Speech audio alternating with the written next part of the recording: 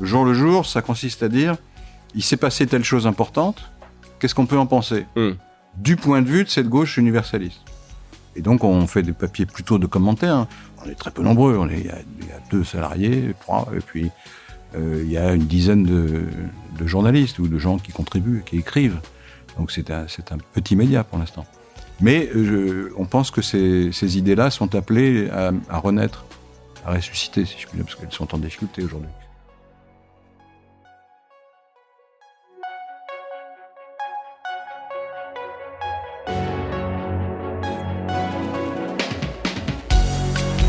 Bienvenue dans Mediarama, le podcast du futur des médias. Je suis François Desfossés et chaque semaine, je rencontre des entrepreneurs, des têtes penseuses et des experts de la galaxie média. Ce podcast est proposé par Cosa Vostra, agence de conseil tech et créative. Retrouvez-nous sur cosavostra.com.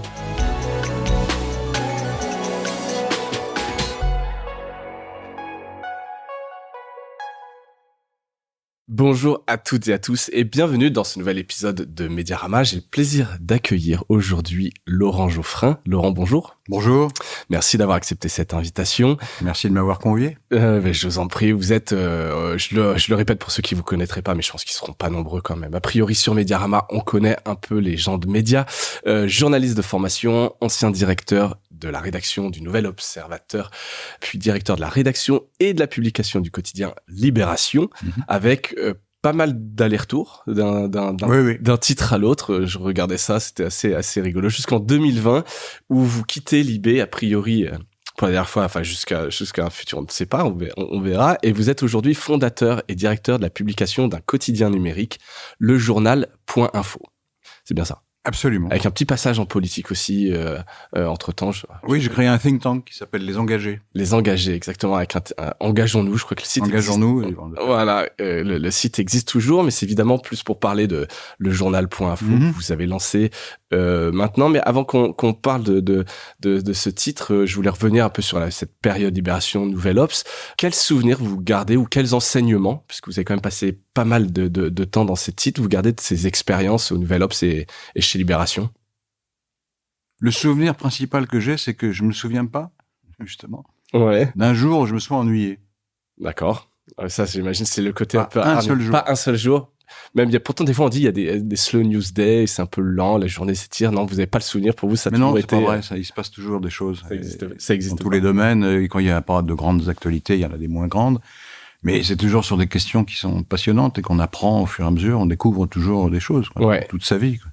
Et on est toujours surpris par ce qui se passe. C'est toujours inattendu, incroyable, enthousiasmant ou effrayant, mais enfin, c'est toujours... Il se passe toujours quelque chose. Voilà. Et quelque chose qui vous oblige à réfléchir, à sentir, à comprendre l'humanité. Comment va l'humanité au jour le jour. C'est ça le côté passionnant du métier. Et vous regardiez un petit peu, j'imagine que oui, l'évolution aussi du modèle des médias, puisqu'en fait, Libération, pendant toutes ces années, est-ce que je me souviens notamment de cette une en 2014, Nous sommes un journal, qui était un peu pas le dernier sursaut d'un modèle en crise, mais c'était à cette époque où il y avait beaucoup de diversification, des incubateurs de start-up, etc.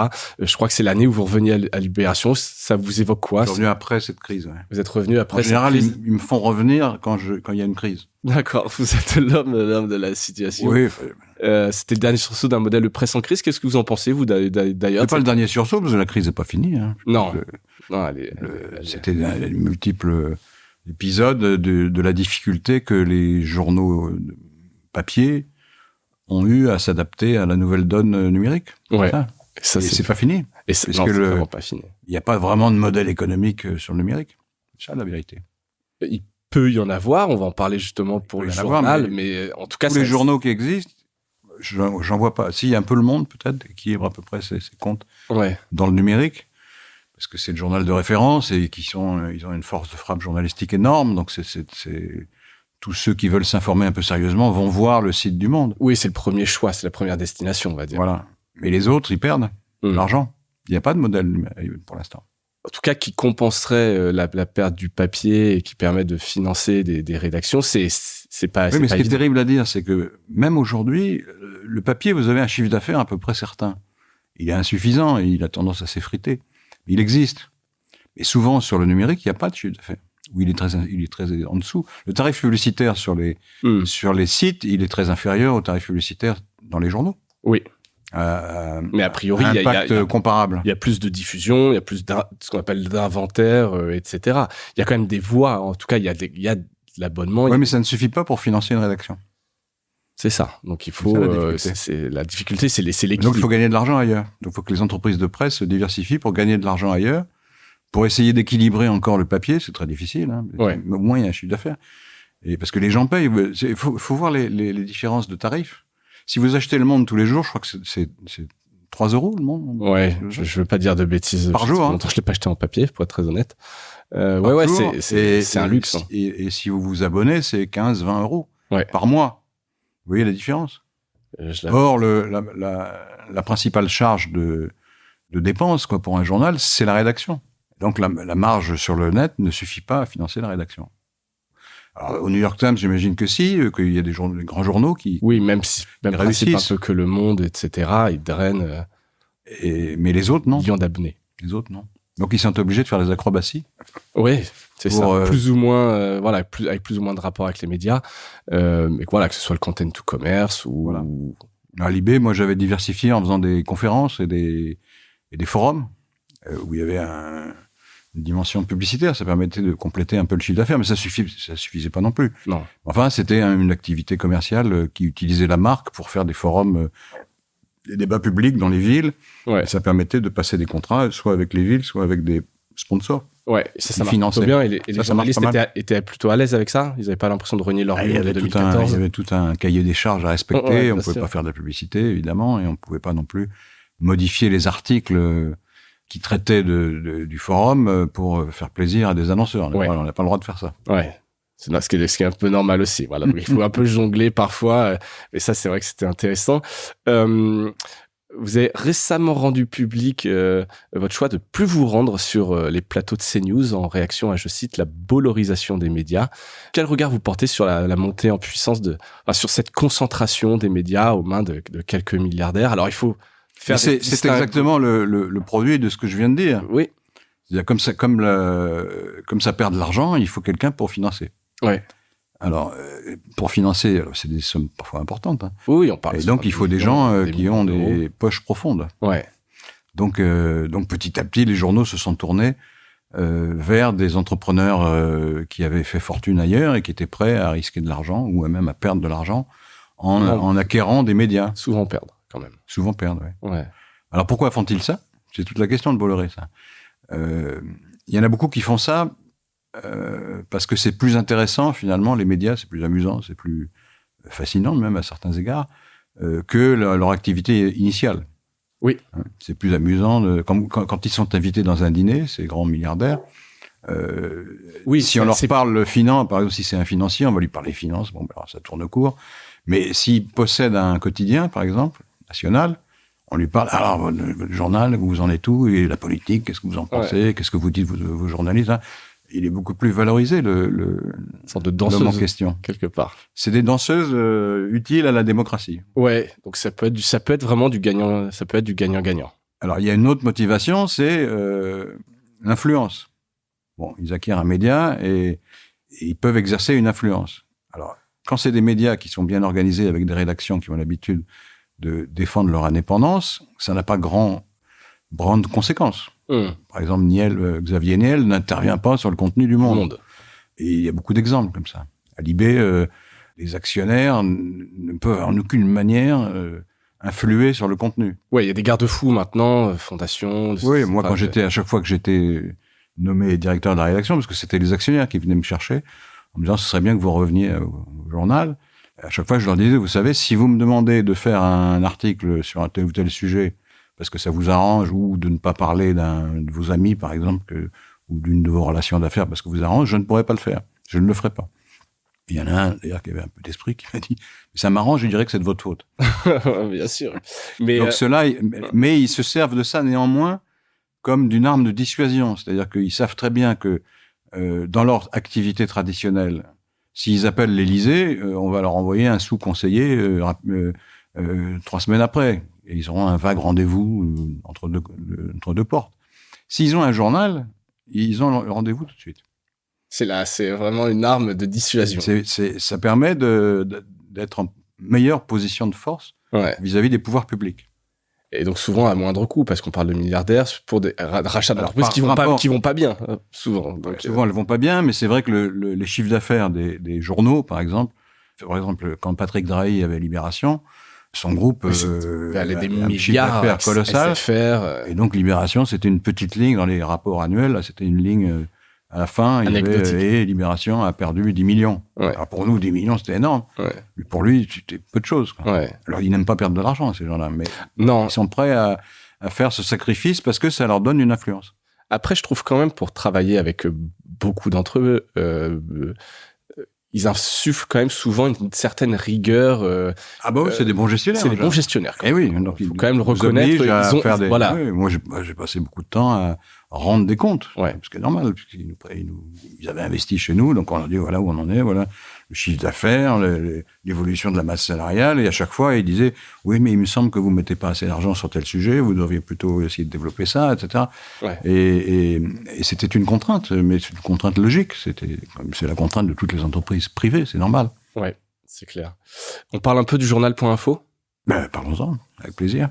Un journal de gauche. J'ai mis le titre, un journal de gauche. Alors, pour celles et ceux qui connaîtraient pas ce nouveau média, vous pouvez peut-être mettre pause ou tout en écoutant, aller sur lejournal.info pour voir le site web. C'est peut-être vous allez nous le raconter ce que c'est la genèse. C'est plutôt une newsletter à la base. Je pense que l'idée vient un peu de faire une newsletter, mais je vous laisse un peu raconter. Je faisais une newsletter traditionnellement quand j'étais à Libération. Ouais.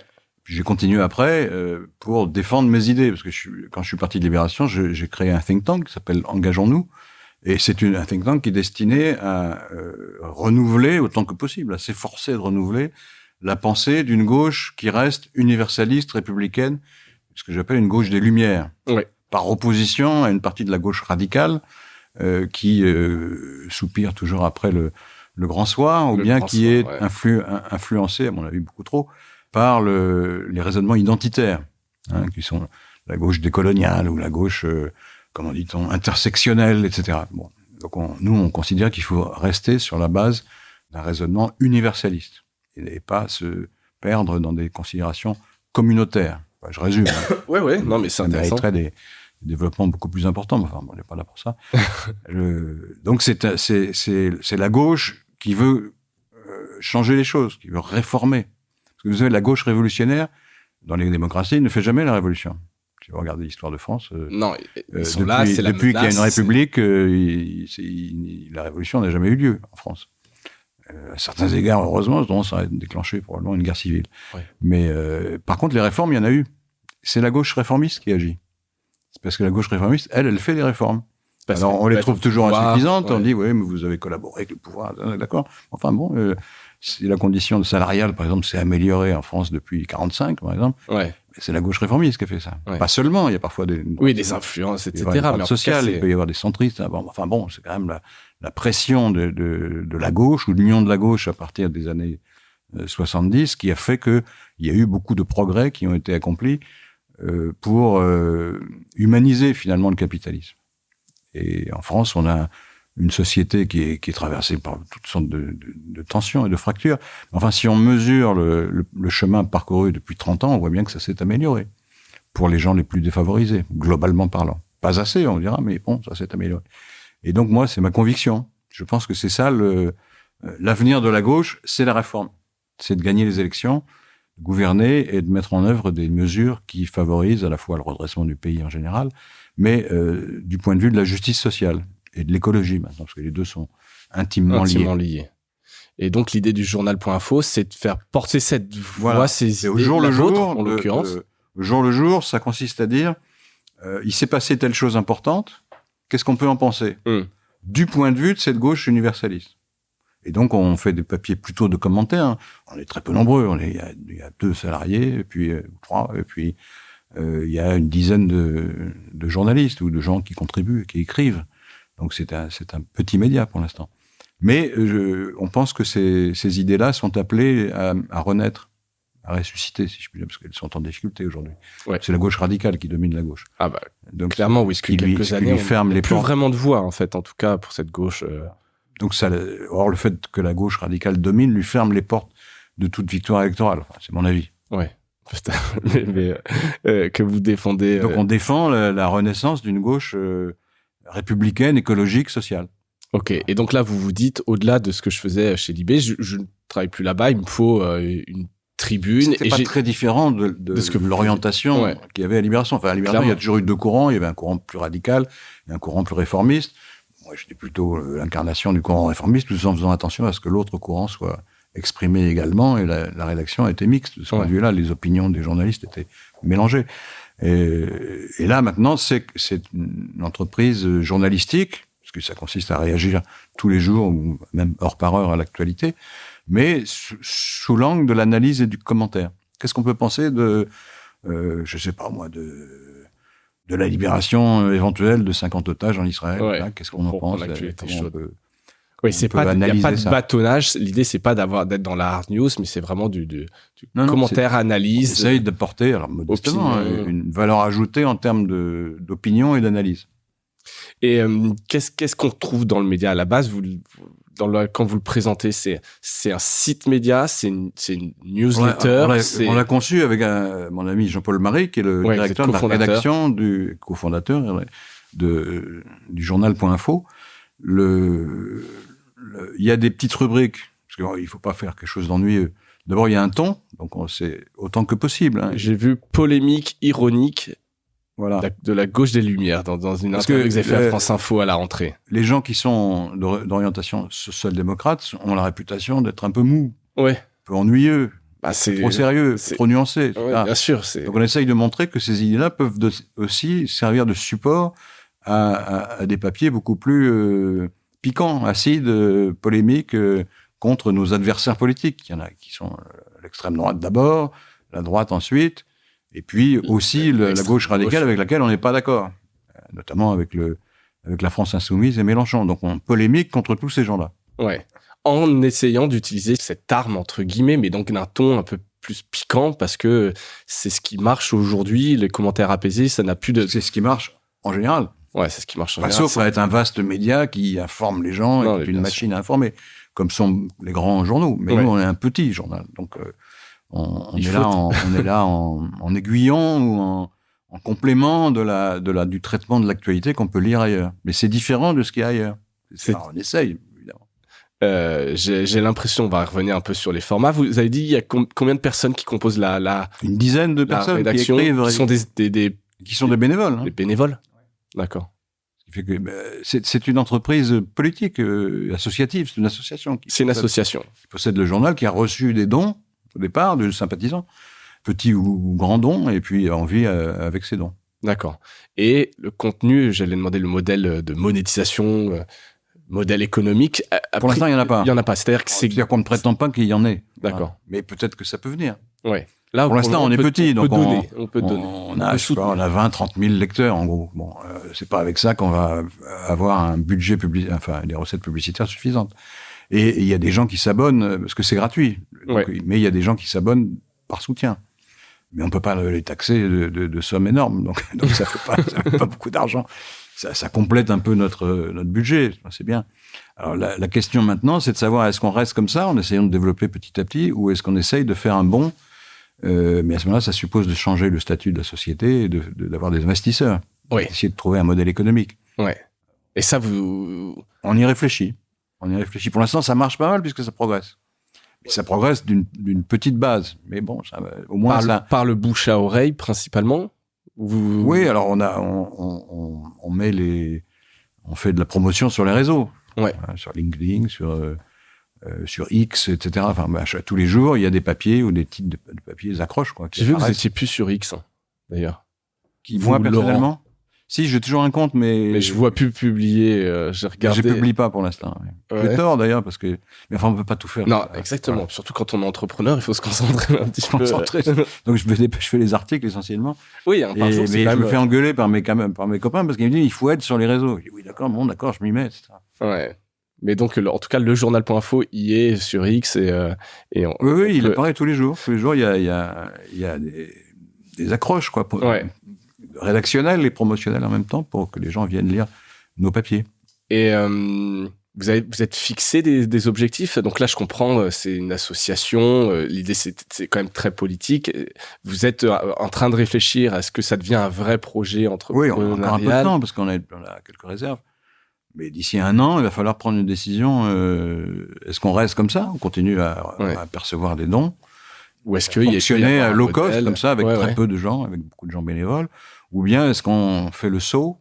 Mais c'est un choix de vie aussi, parce que si on fait le saut, là, on devient une entreprise, une vraie entreprise. Exactement, ça devient votre modèle, c'est ce qui vous fait vivre ou pas. On va d'abord trouver un business model et deuxièmement trouver les investisseurs. Ça, c'est déjà un gros travail. Après, sur les idées politiques, il y a les campagnes de crowdfunding. Hein, vous voyez, Oui, on a envisagé ça, mais au départ, on n'était pas connus du tout. Alors, pour le coup, le crowdfunding, c'était compliqué à faire, puisqu'on a regardé ce qu'il fallait faire pour KissKissBankBank.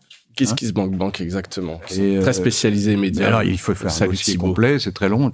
Et bon, c'est trop long, trop de travail pour l'instant. On le fera plus tard. Mais on le fera peut-être. Oui. Pour un numéro spécial, pour un anniversaire, vraiment. Alors c'est vrai que c'est du travail parce que j'ai fait un épisode dessus. Pour que ça marche bien, il faut créer des contenus, il faut l'éditorialiser, l'événementialiser.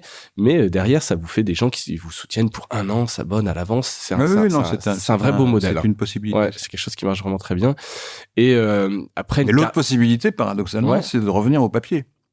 Oui, alors c'est un paradoxe, mais si vous faites un journal papier, alors on n'a pas fait les comptes dimanche, encore, mais peut-être. Si vous faites un journal papier petit qui se vend 2 €, 3 €, et que vous avez des coûts très bas, des coûts de rédaction très bas, ce qui est notre cas, hein, parce qu'on travaille beaucoup et on travaille assez vite parce qu'on est des vieux, alors qu'on a l'habitude, quoi, donc on sait faire.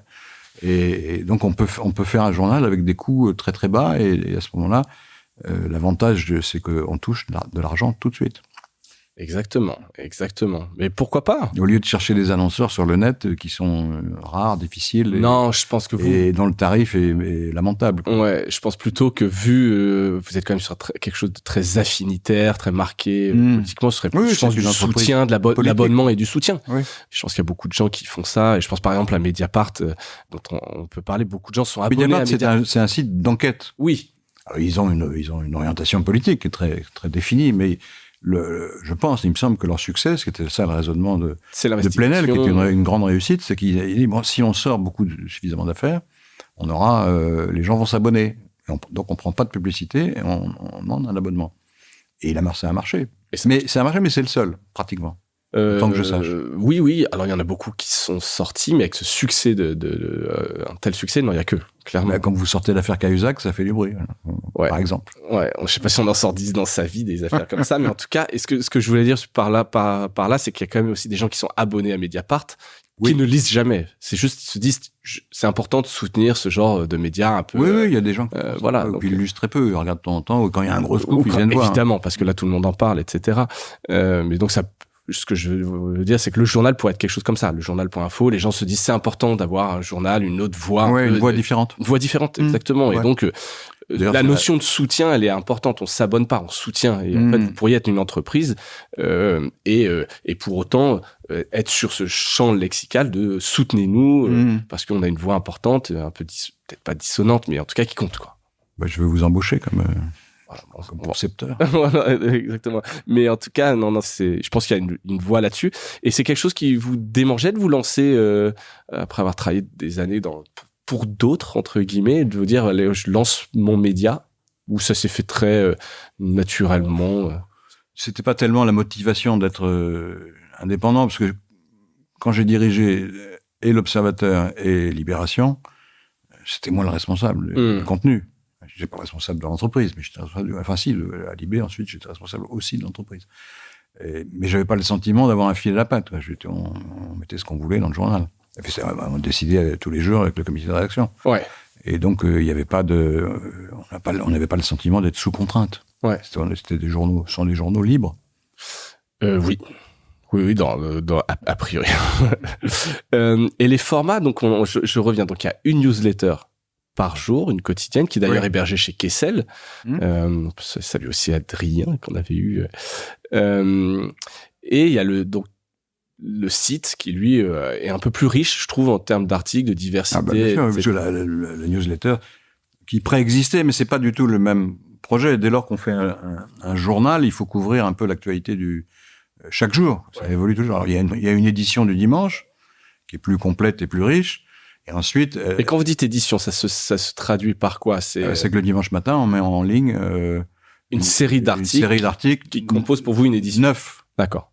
Et qui sont pour partie ce qui s'est passé le samedi, donc la veille, et pour partie des sujets qui sont à cheval sur plusieurs jours. Et ça, c'est pour l'actualité de la semaine passée ou la semaine à venir.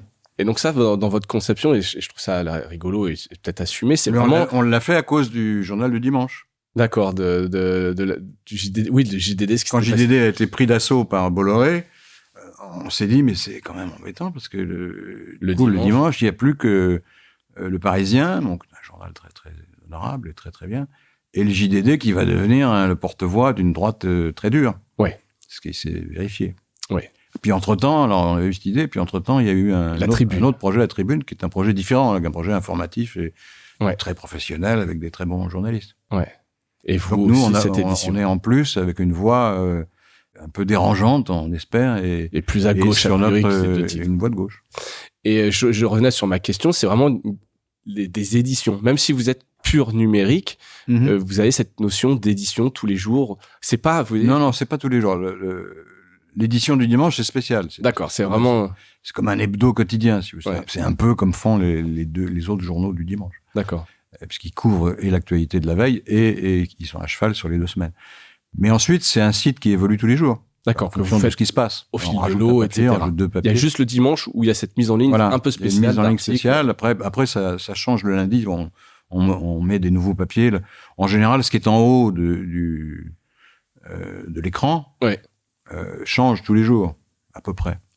Mais il y a des papiers qui restent plusieurs jours, surtout quand ils sont lus. Alors du coup, on les maintient plusieurs jours. Ok.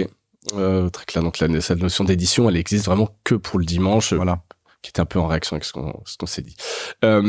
Toujours sur ce média, vous aviez parlé, alors je crois que c'était dans l'interview de France Info de la rentrée, que c'était notamment pour contrer l'extrême droite. Alors pas que, vous avez expliqué, mais ce que je voulais voir, c'est qu'avec les bulles de filtre, la distribution sur les réseaux sociaux, les algorithmes, tout ce qui est affinitaire, est-ce que c'est pas un peu naïf de penser pour atteindre des lecteurs ou lectrices qui ne sont pas de gauche?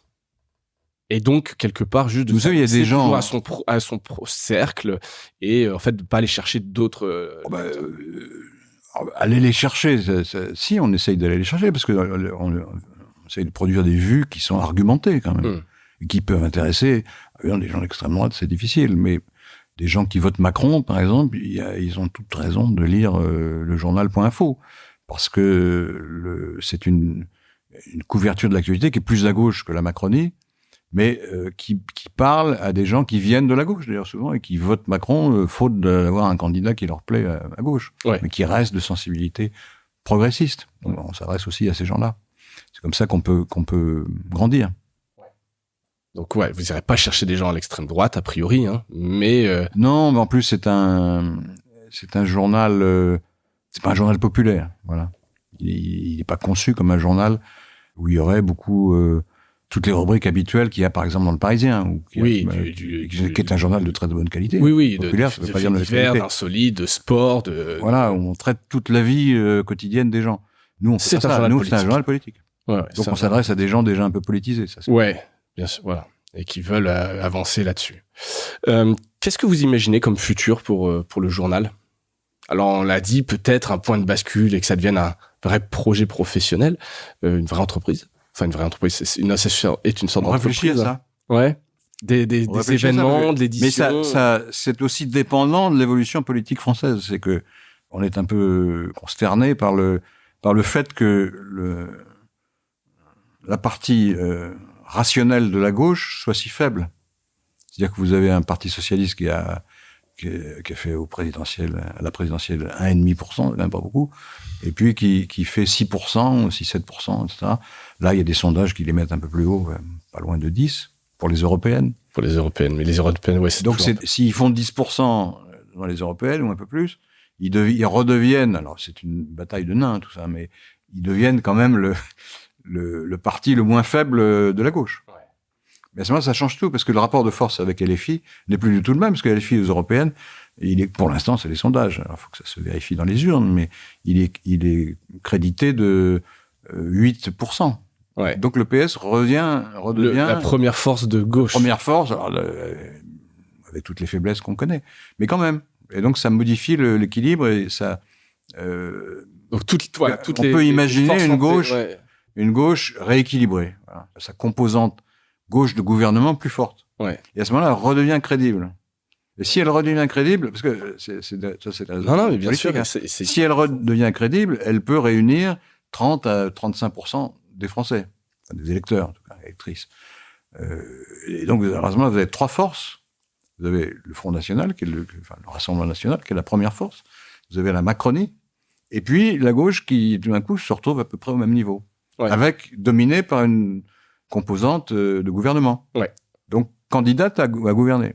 Et à ce moment-là, ça change le paysage politique. Ouais. Et donc là, en vue des prochaines donc, nous, on s'inscrit là, vous s'inséreriez. Dans cet espoir-là.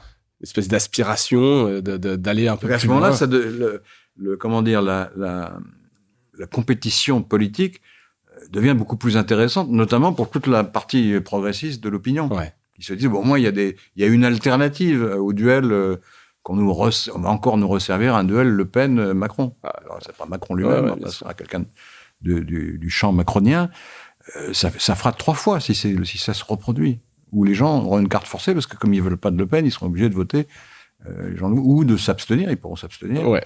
Ou ils voteront pour, je sais pas, Édouard Philippe ou Darmanin, etc., ce qui n'est pas du tout leurs opinions. Non. Mais pour éviter l'extrême droite, ils vont être obligés de faire ça. Ce qui est totalement contraire à la liberté de choix en démocratie, c'est vrai. Ouais. Donc, on participe de la reconstruction d'une alternative démocratique. C'est un enjeu pour la gauche, mais c'est un enjeu pour le pays aussi, parce que ça donne un choix à nos électeurs, et ça donne une démocratie qui fonctionne mieux.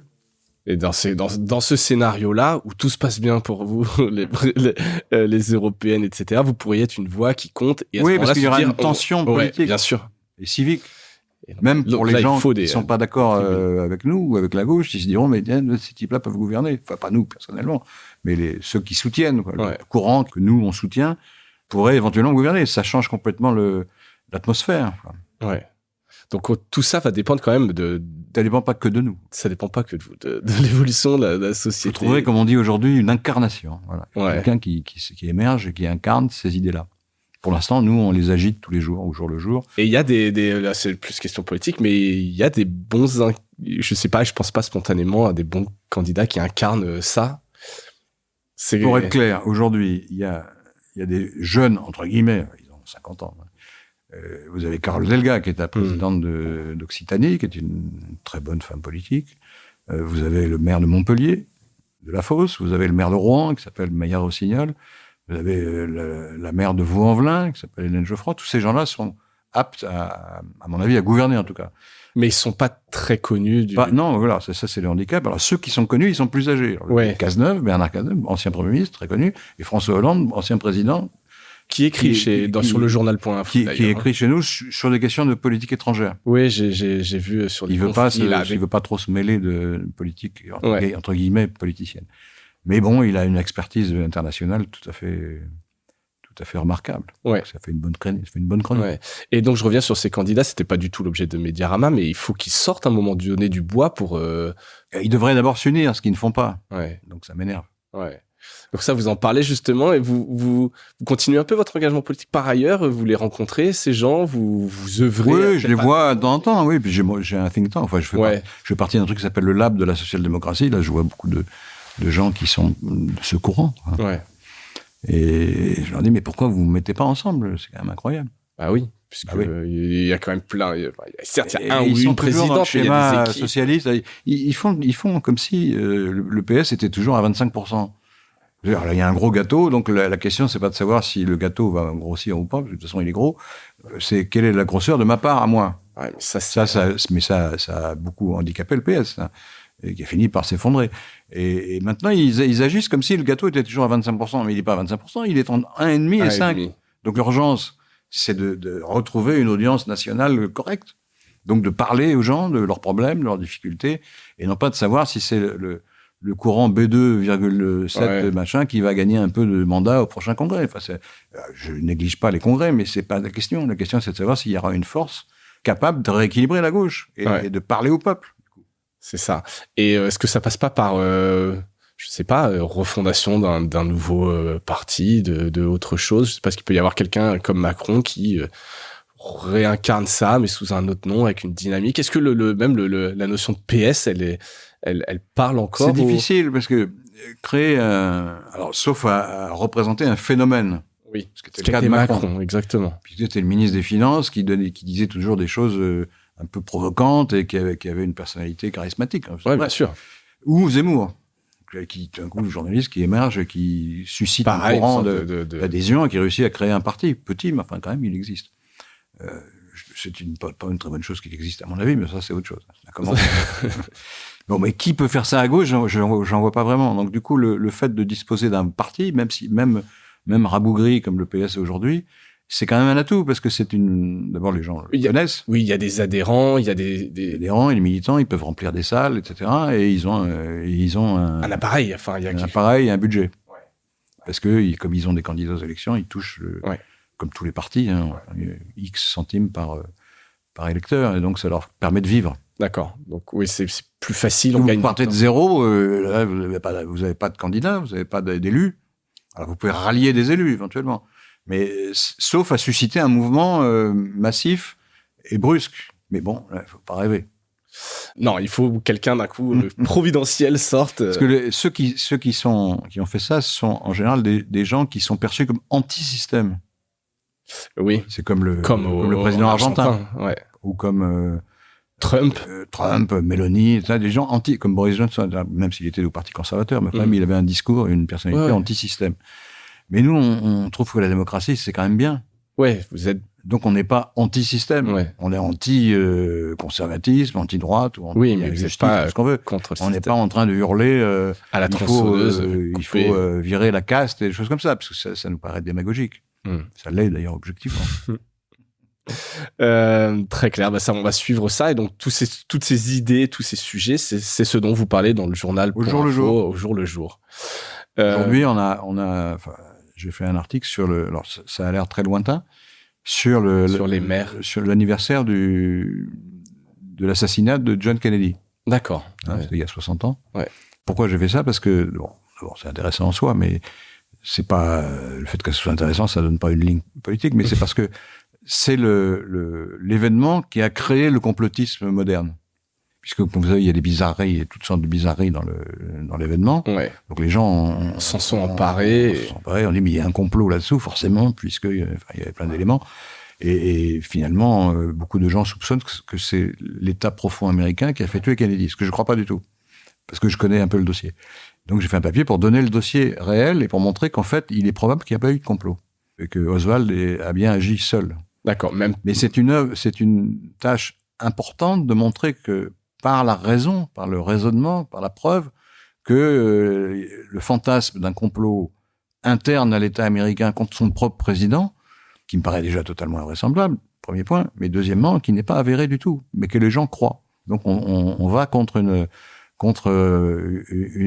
intention complotiste, et avec des faits, et avec des faits vérifiables, et en s'appuyant sur la documentation. Ce qui est incroyable dans cette histoire, c'est que il y a eu 2 ou 3 bouquins aux États-Unis qui démontrent qu'il n'y a probablement pas de complot. C'est impossible de dire qu'il n'y en a pas eu, parce que ça se trouve, un jour, un type qui va dire, mais si, c'est moi qui ai organisé le complot, voici comment. Ouais. Par exemple, depuis 60 ans, ça ne s'est pas produit. Donc, l'existence du complot n'est pas avérée. Et donc, ces bouquins n'ont pas été traduits en français. C'est des gros bouquins en anglais, publiés aux États-Unis, et qui sont remplis de faits, de démonstrations, etc. Mais ils n'ont pas été traduits.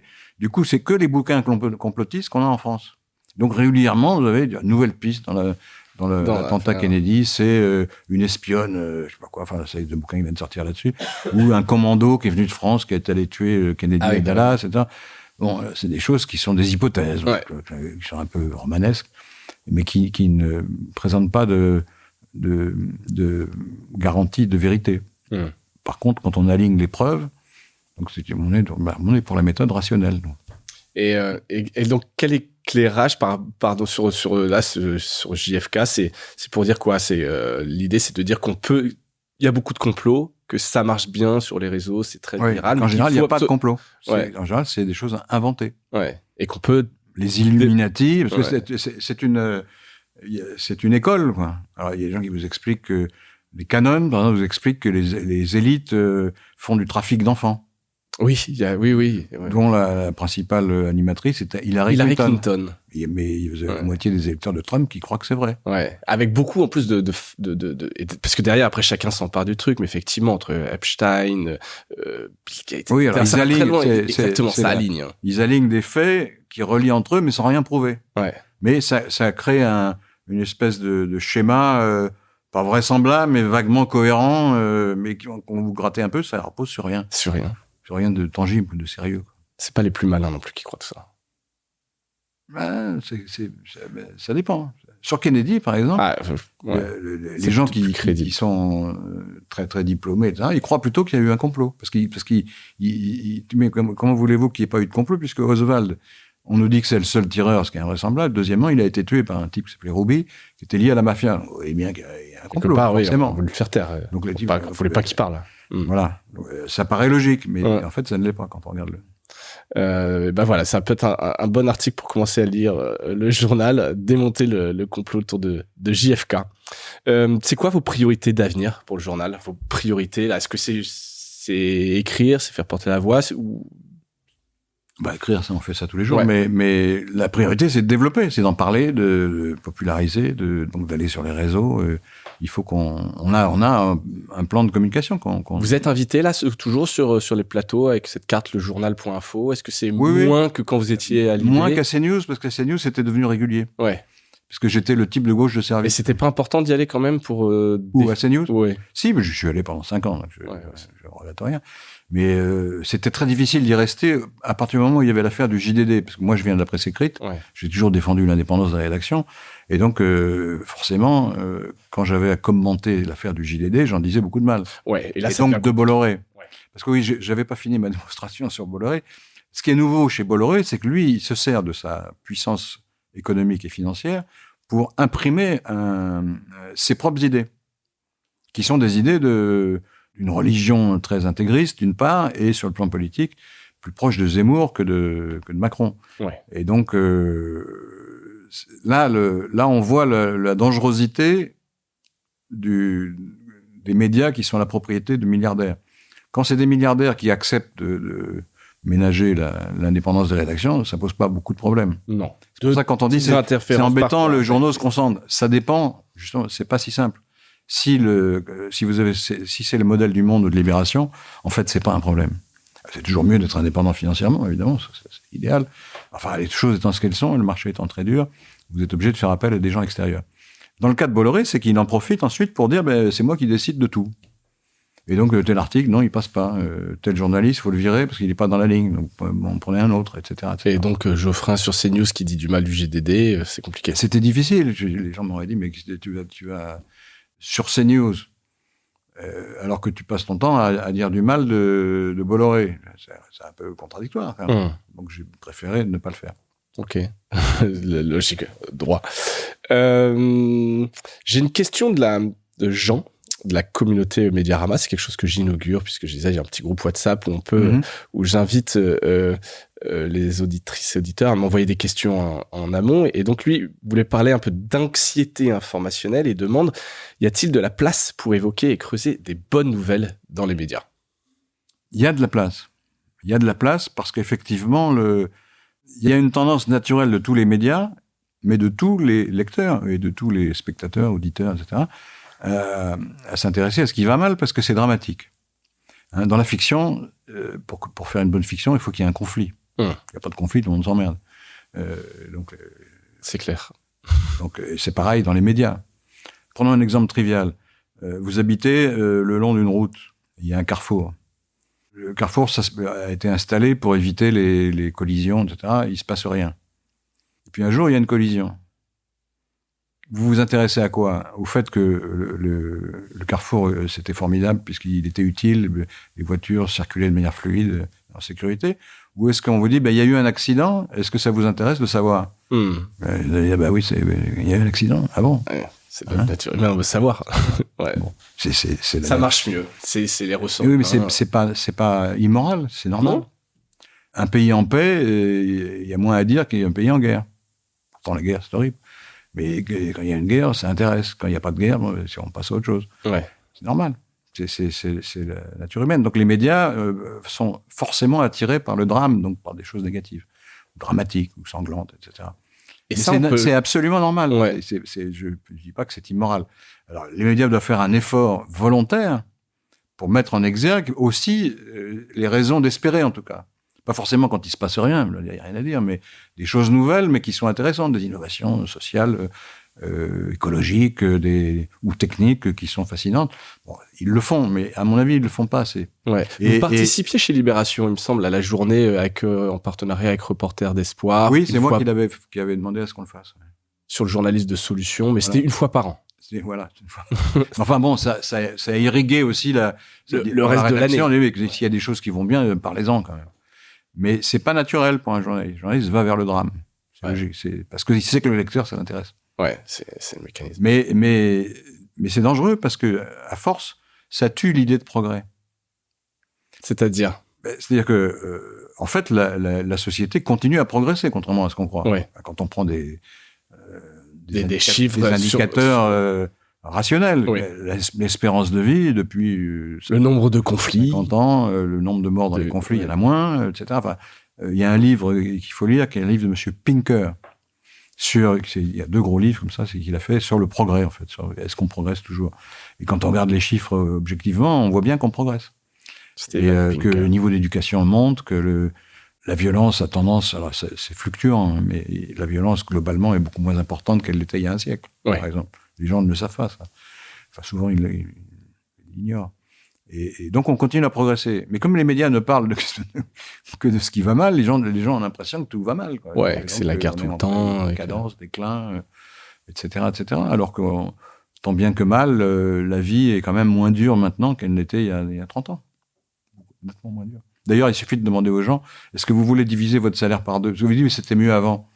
C'était mieux avant, alors il faut diviser votre salaire en 2 d'abord. Parce que il y a 30 ans, on était 2 fois moins payé. Ouais. Et puis, vous avez 4 semaines de congé, ou 5. 5. Non, c'est 3. Ouais. Et puis, quand vous allez chez le dentiste, exemple trivial, il vous fait une anesthésie, puis il vous charcute, puis vous sentez rien. Il y a 30 ans, c'était différent. Ça faisait beaucoup plus mal. On oublie un peu. Bah oui, on oublie les mots auxquels on a échappé. Ouais. C'est humain. Les gens disent, c'est horrible, il y a des guerres partout. Alors, c'est vrai, il y a beaucoup de guerres, c'est horrible. Mais il y a 40 ans, une partie de l'opinion était persuadée que tout le monde allait sauter à cause de la bombe atomique. Et c'était pas faux. On a failli sauter au moment de la crise de Cuba. Ouais. Donc le danger était très supérieur à ce qu'il est aujourd'hui. Mais ça, on l'oublie. Ouais. Bon, il y a eu un petit, quand même, avec la Russie et l'Ukraine, il y a eu quelques jours où Poutine a brandi l'arme nucléaire, mais il peut pas l'utiliser, parce que s'il l'utilise, la Russie sera à son tour bombardée. Donc et annihilée. Personne ne veut aller à ce genre de folie. Je touche du bois, comme on dit. Dernière question, Laurent Geoffrin. Est-ce que vous avez un truc cool à nous partager? Mais je suis en train de lire un livre qui me passionne. Alors, c'est pas très marrant. Hein. C'est un monsieur qui s'appelle Yascha Mounk. Ouais. Il est d'origine allemande, je crois, ou polonaise, je ne sais plus. Et il travaille aux États-Unis, c'est un universitaire américain. Allemand naturalisé américain.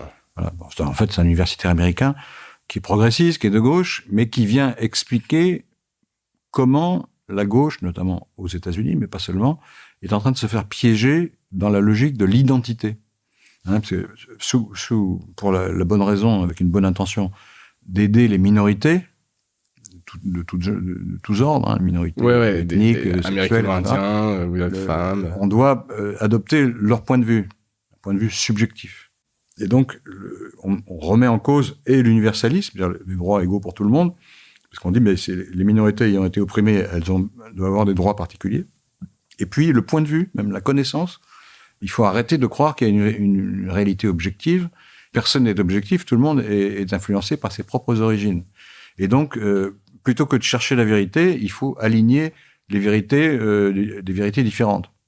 À mon avis, et le bouquin de Munk est intéressant à mon avis, parce que c'est un gros bouquin, hein, il démontre en quoi c'est dangereux.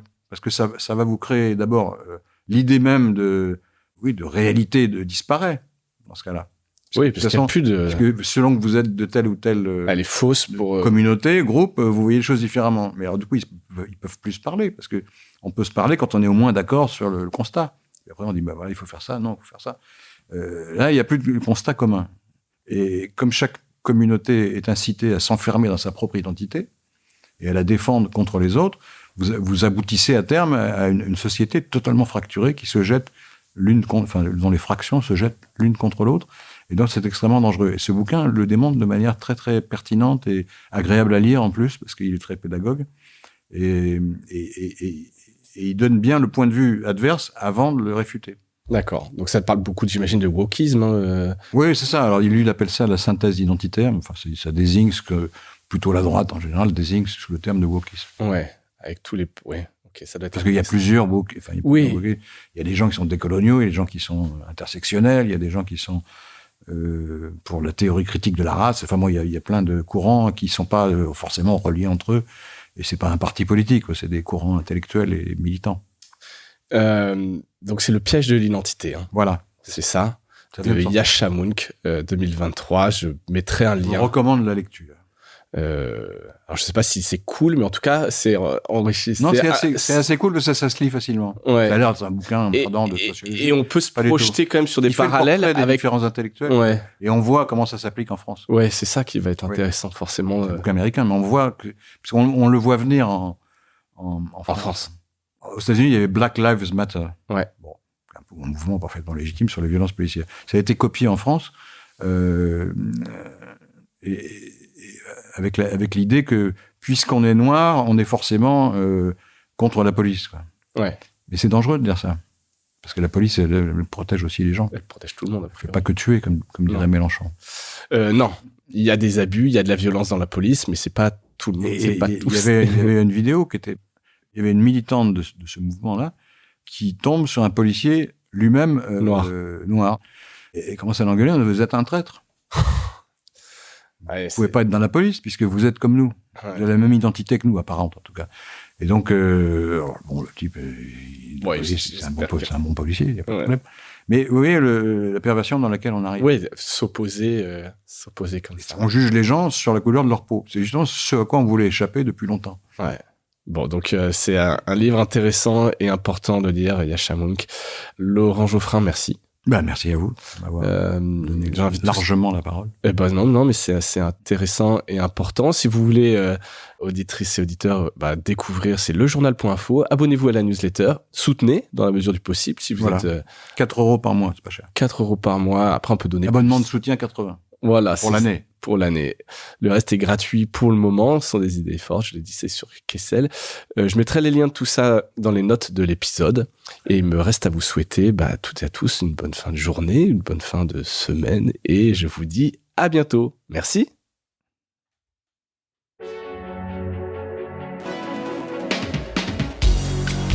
Voilà, Mediarama s'achève. Si cet épisode vous a plu, n'hésitez pas à le liker et le partager. Et puis, si vous souhaitez être accompagné par notre agence Cosa Vostra, contactez-moi par mail mediarama@cosavostra.com. Portez-vous bien.